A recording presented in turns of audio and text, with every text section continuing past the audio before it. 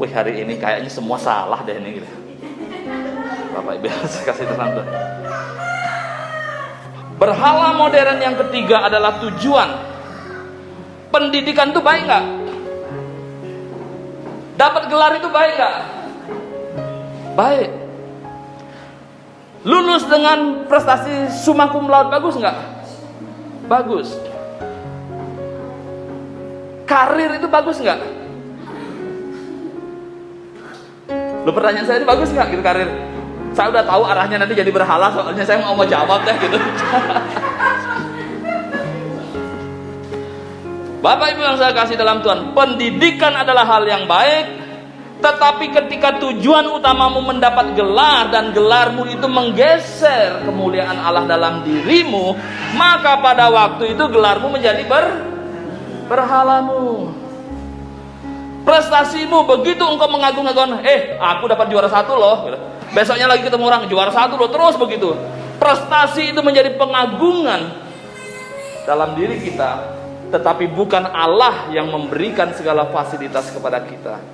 Maka prestasimu adalah pengagungan terhadap berhala. Kesuksesan yang keempat itu adalah pencapaian atau kesuksesan. Kesuksesan itu adalah hal yang baik, prestasi itu adalah sesuatu yang baik.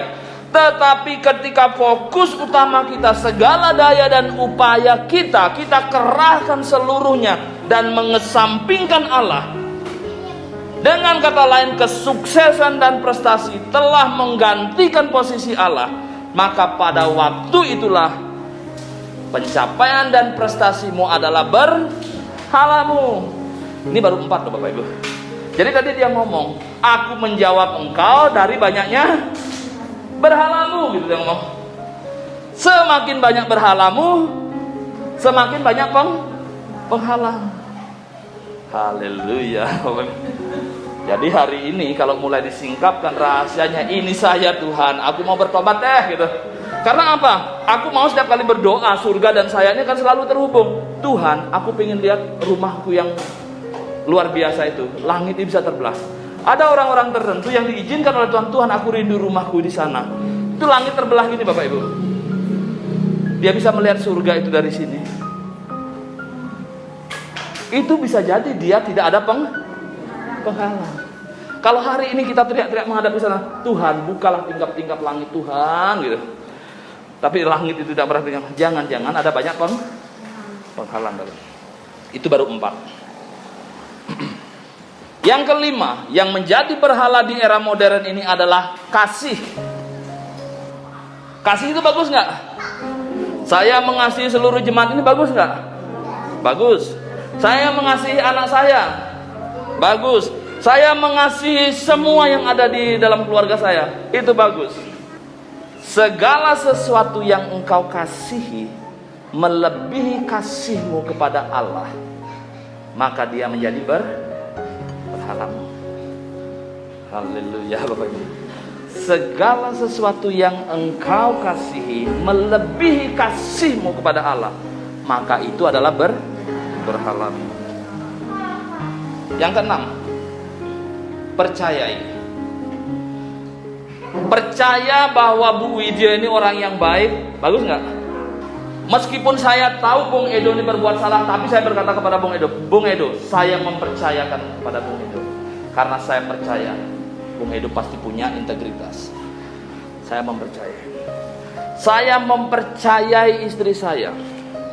Saya mempercayai keuangan saya. Saya mempercayai karir saya, jaminan masa depan saya sampai masa tua saya. Tetapi ketika kepercayaan saya itu melebihi percaya saya kepada Tuhan, melebihi kebergantungan saya kepada Tuhan, maka pada waktu itulah Bung Edo menjadi berhala saya, istri saya menjadi berhala saya, karir saya menjadi berhala saya, uang tabungan saya menjadi berhala saya. Hal-hal sederhana Bapak Ibu yang saya kasih dalam Tuhan. Itu yang keenam. Segala sesuatu yang engkau percayai melebihi percayamu kepada Allah sebagai sumber utama dalam kehidupan ini, maka pada waktu itu dia menjadi berhala. Yang ketujuh, ketakutan. Loh, kok ketakutan bisa menjadi berhala? Sangat bisa, Bapak Ibu. Ketika rasa takutmu lebih besar dari harapan kepada Dia pencipta langit bumi dan segala isinya, engkau selalu takut akan masa depan. Engkau selalu takut akan apa yang terjadi di depanmu. Engkau selalu dihantui kemanapun tentang rasa takutmu. Engkau kehilangan harapan kepada Dia sumber pencipta itu. Maka pada waktu itu ketakutanmu menjadi berhala. Saya takut nggak diterima di universitas ya Tuhan. Saya takut karir saya suram Tuhan. Saya takut nggak dapat pekerjaan Tuhan. Saya takut ini Tuhan. Saya takut dengan tubuh saya. Saya takut dengan kecantikan saya. Saya takut dengan segala sesuatu. Ketika ketakutan itu melepaskan harapanmu dari Tuhan, maka pada waktu itu ketakutanmu itu adalah berhalamu. Ketakutan itu menjadi pengagungan di dalam dirimu. Segala sesuatu membuat engkau takut. Yang ke-8, kebalikannya. Kalau tadi ketakutan adalah berhalamu, maka yang ke-8 adalah harapanmu. Pengharapan itu adalah hal yang baik. Saya berharap bahwa anak saya akan baik. Saya berharap anak saya ini akan menjamin masa depan saya. Saya akan didik dia menjadi anak yang ini, yang itu, supaya dia karirnya melejit dan lain sebagainya. Pada waktu itu dia akan menjamin seluruh keluarganya. Harapan itu adalah sesuatu yang baik.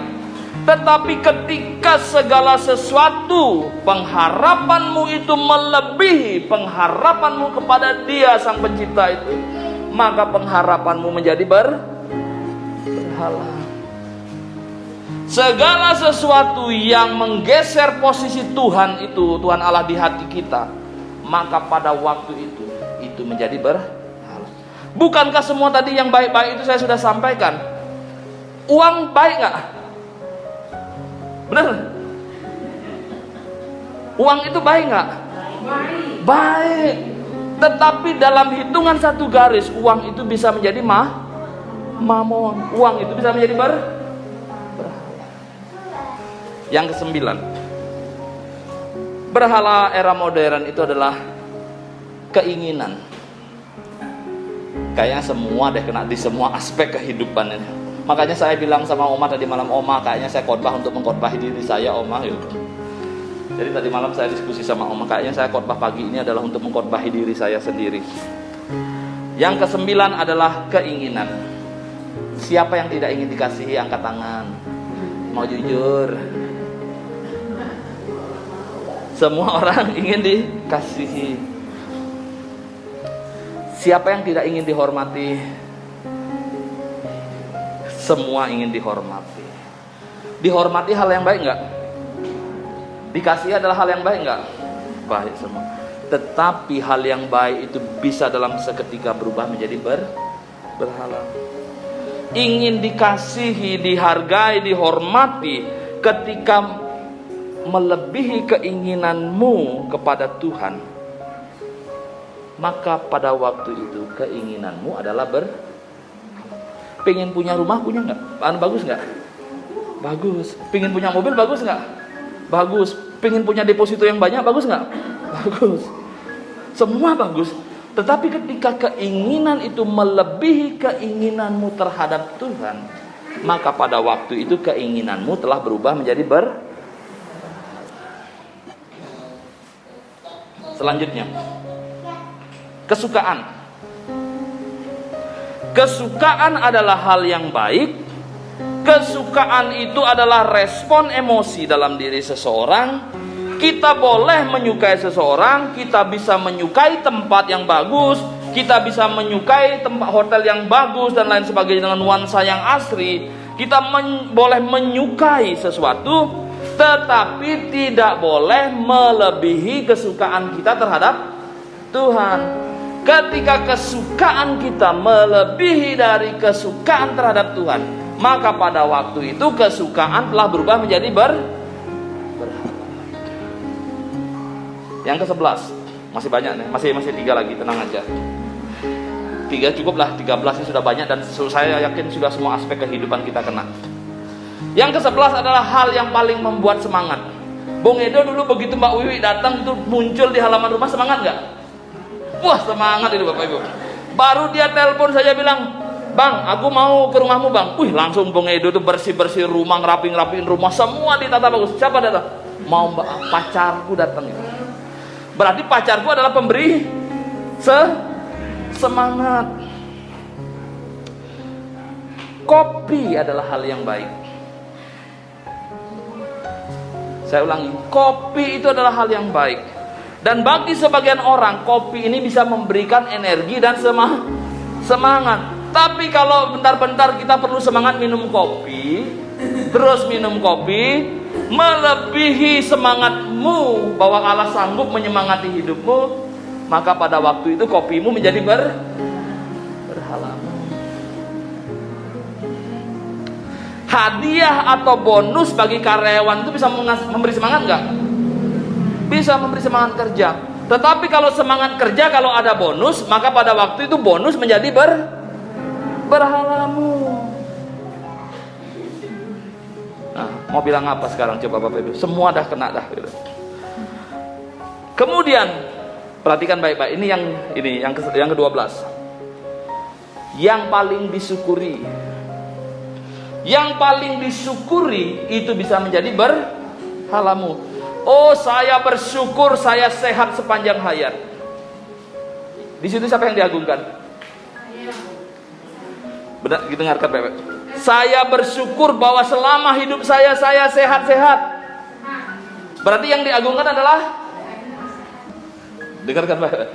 Saya bersyukur sepanjang saya hidup, saya sehat-sehat. Berarti di situ dalam kalimat itu yang ada adalah aku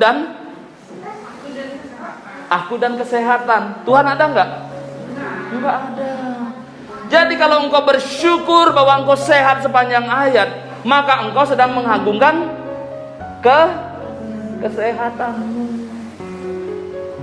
Engkau tidak sedang mengagungkan pemberi kesehatan. Jadi kalau bersyukur sekarang berubah Bapak Ibu. Jangan saya bersyukur karena saya dapat berkat. Jadi berkat itu adalah berhalamu. Seharusnya saya bersyukur Allah pemberi berkat, mengirimkan berkat bagi. Jadi saya bersyukur kepada siapa? Kepada Allah, bukan kepada hari ini kan banyak sekali kita ngomong itu, weh syukur dapat berkat hari ini, dapat transferan gitu. Berarti transferanmu adalah berhalamu. Yang ke-13 yang terakhir, apa yang engkau pedulikan. Apa yang engkau pedulikan itu bisa berubah menjadi berhalamu. Segala sesuatu yang kita pedulikan lebih besar dari kepedulian kita kepada Allah, maka itu adalah berhalamu. Saya nggak mau nambah, cukup 13 sudah sakit gitu, sudah sesak dada saya Bapak Ibu sekalian.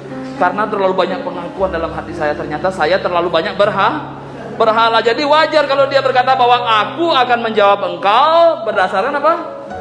Berhalamu. Kalau hari ini 13 saja sudah banyak, maka dia berkata, aku menjawab berdasarkan 13 itu gitu loh. Jadi kalau di hatimu itu 0 berhalanya, maka jadilah padamu seperti yang engkau inginkan. Jadi dia bilang berhalamu adalah penghalang. Bukan aku tidak mau memberikan sesuatu padamu, tetapi berhalamu adalah Hari ini mau bertobat? Amin. Mari angkat tangan kita berdoa Bapak Ibu yang saya silahkan.